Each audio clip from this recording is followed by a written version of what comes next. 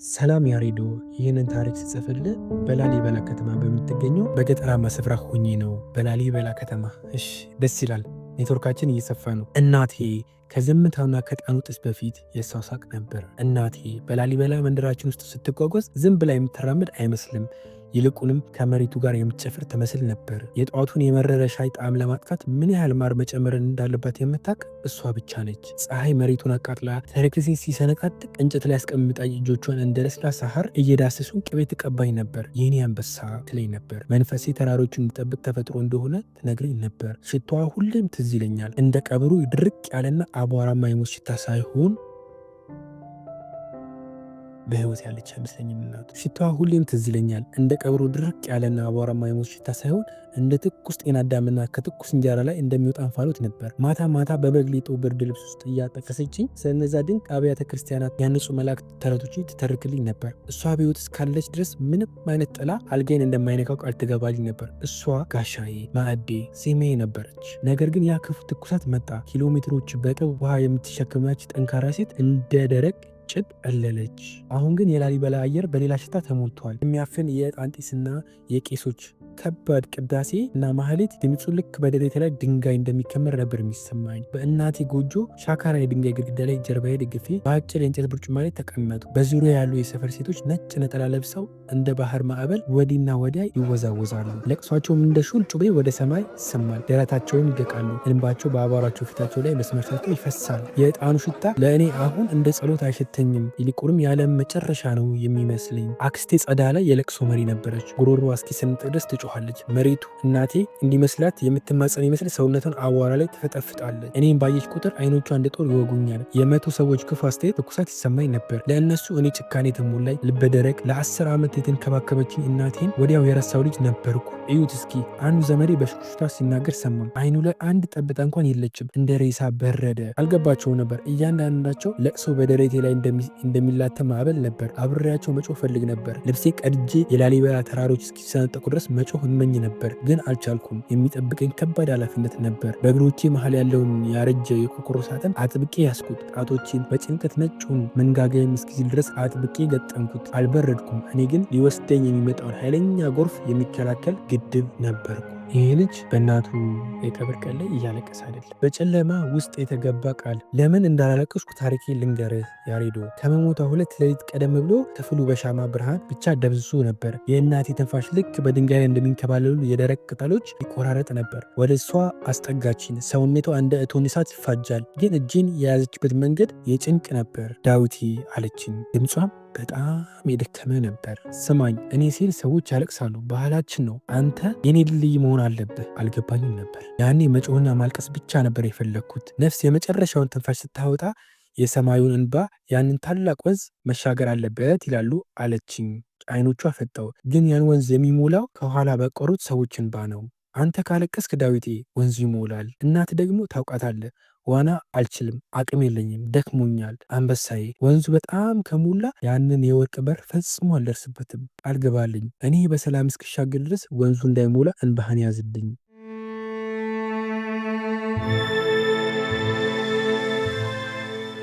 ቃል ገባሁለት። መተንፈስ እንዲቀላት ቢረዳት ኖሮ ጠረቃንም ቢሆን አመጣለሁ ብዬ ቃል ገባላት ነበር። በቀበሩ ላይ ቀሳውስት የመጀመሪያው አፈር ሲበትኑ ድምፁ በልቤ ላይ እንደ መዶሻ ያረፈው። አልቅስ እንጂ አንተ ልጅ። አክስቴ ጸዳለ እጄን ይዛ እየነቀነቀችኝ በሽኩሽታ ተቆጣችኝ። አክብሮት ይኑር። እናትህ ወደ ቀዝቃዛው መሬት ስትገባ አንተ እንደምስል ዝም ትላለህ። እጄን መንጭቄ ወጣሁ።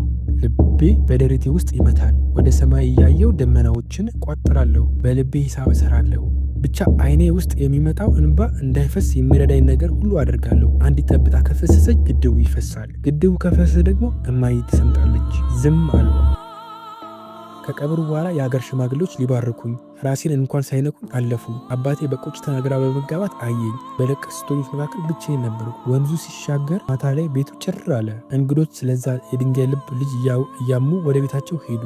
አባቴ ብቻ ራሱን በእጁ ደግፎ ጥግ ላይ ቀረ። ወደሱ ሄድኩ። የቆርቆሮ ሳጥኑን ከፍቼ እሷ የምትወደውን የደረቅ ጤና አዳምና የእንጨት መስቀሏን አሳየሁት። አሁንስ እዛ ደርሳለች አይደል አባባ አልኩት። ድምፄ የራሴ አልመሰለኝም። የመጀመሪያው ኮከብ ወጥታለች፣ ለመሻገር የሚበቃ ጊዜ አግኝታለች። ቀና ብሎ አየኝ። አይኖቹ በለቅሶ ተሞልቷል። ስለምን እያወራ ነው ዳዊቴ አለኝ አባቴ። ሁሉንም ነገርኩት። ስለ ወንዙ፣ ስለ ዋናው እና ስለ ገባሁት ቃል ሁሉ ነገርኩት። ለምን አክስቴ ጸዳለ ጭራቅ እንድትለኝ እንደፈቀድኩ አስረዳሁት።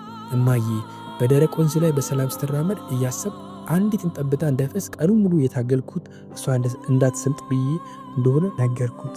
የአባቴ ፊት ተለወጠ። ግራ መጋባቱ ጠፋና በታላቅ አድናቆት ዝም አለ። ወደ እቅፉ አስጠጋኝና ለመጀመሪያ ጊዜ ሊያረጋጋኝ ሞከረ።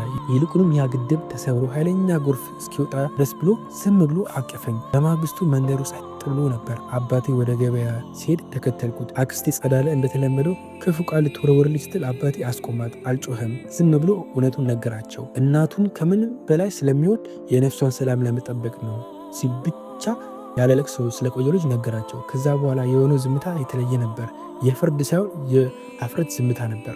ያ ሁላ ሲጮሁ የነበሩ ሴቶች አንድ በአንድ አንገታቸውን ደፉ። የእነሱ የለቅሶ ትርኢት ከእኔ ጸጥታና ፍቅር ጋር ሲነጻጸር ምንም እንዳልሆነ ተረዱ። ያለቀስኩት ግድ ስለሌለ ይመስሏቸው ነበር። በመጨረሻ ግን ያላለቀስኩት እሷን ለመጠበቅ ብቸኛው ሰው እኔ እንደነበርኩ ተረዱ። ዳዊት ታሪክ የእናት ፍቅር ከሞት በኋላ ምን ያህል ኃያል እንደሆነ አይተንበታል። እናት ልጇን ከክፉ ላይ እንደምጠብቀው ሁሉ ዳዊት ደግሞ እናቱን በመጨረሻዋ ጉዞ ላይ ለመጠበቅ የከፈለውን መራራ ዋጋ አይተናል። ከዚህ ታሪክ የምንማራቸው ቁም ነገሮች፣ አንደኛ እውነተኛ ፍቅር በዝምታ ውስጥ ነው። ዓለም ለቅሶና ጩኸትን የፍቅር ጥግ አድርጋ ልታየው ትችላለች። ነገር ግን አንዳንድ ጊዜ እውነተኛ ፍቅር ልክ እንደ ዳዊት ልብን የሚያደማ ዝምታ፣ ጥርስን ነክሶ መጽናትን እና ለሌላው ሲባል የራስን ሕመም መደበቅ ይጠይቃል። ሰውን ከላይ በማየት አለመፍረድ። የመንደሩ ሰዎች ዳዊትን አይተው ደረቅ ልብ ብለው ፈርደውበት ነበር። እውነታው ግን ዳዊት ከሁሉም በላይ የሚሰቃይና ዳዊት እናቱን የሚጠብቅ ብቸኛ ሰው ነበር። የሰው ልጅ ውስጣዊ ህመም ሁል ጊዜ በዓይን እንባ ብቻ አይገለጽም። ሁለተኛ ከዚህ የምንማረው ስለ እናት ፍቅር። እናት በሞት አፋፍ ላይ ሆና ስለ ራሷ ሳይሆን ስለ ልጇ ጥንካሬ ታስብ ነበር። የኔ አንበሳ ብላ ስትጠራው ዳዊት ያን ሁላ መከራ እንዲቋቋም ብርታት ሆኖታል። ሶስተኛ የምንማረው የልብ ስብራትና ፈውስን ነው። ልብ ሲሰበር ሁልጊዜ አይጮሁም። አንዳንድ ጊዜ ልብ የሚሰበረው ድምፅ ሳይሰማ በዝምታ ነው። ነገር ግን ያ የታፈነ ህመም እውነቱ ሲታወቅና እውነተኛ መንገድ ሲገኝ ፈውሱ